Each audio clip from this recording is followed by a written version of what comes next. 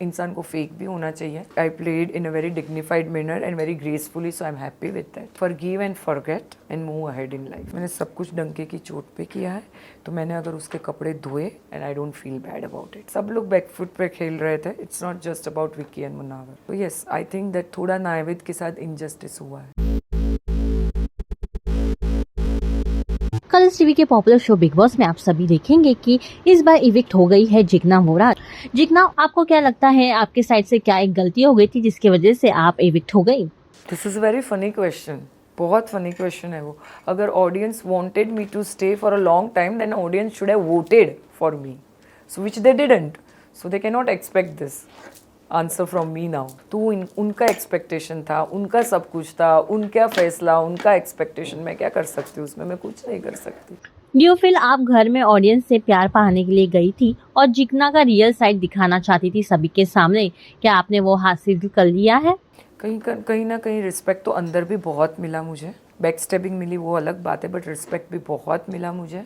And अब तक जो 24 घंटे भी नहीं हुए मुझे बाहर आने के बाद, और जो मुझे रिस्पॉन्स मिल रहा है, एंड सच में people have really appreciated it.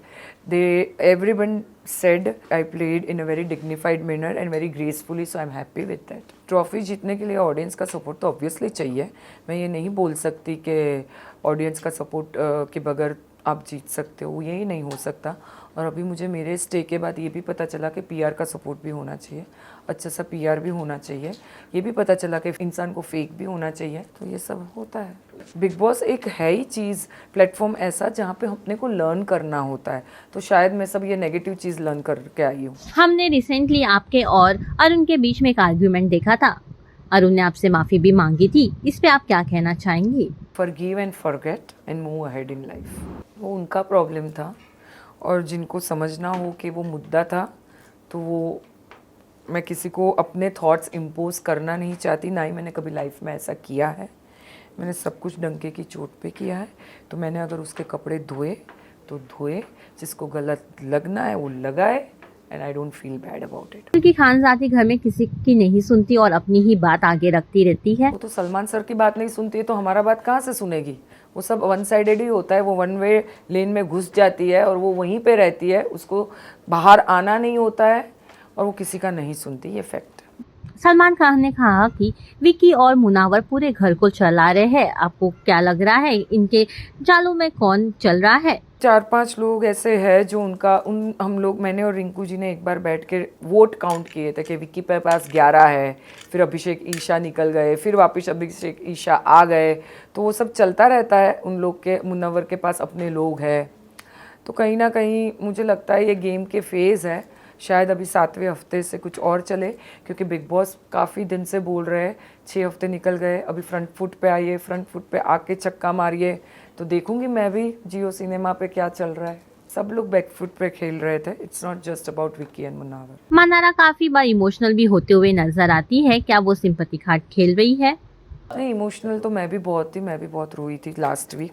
तो मुझे नहीं लगता है कि सिंपैथी कार्ड होगा, बट हाँ, बहुत वो इनोसेंटली प्ले करके आगे बढ़ रही है, ऐसा मुझे लगता है. नाविद का एविक्शन सभी को इनजस्टिस लग रहा है.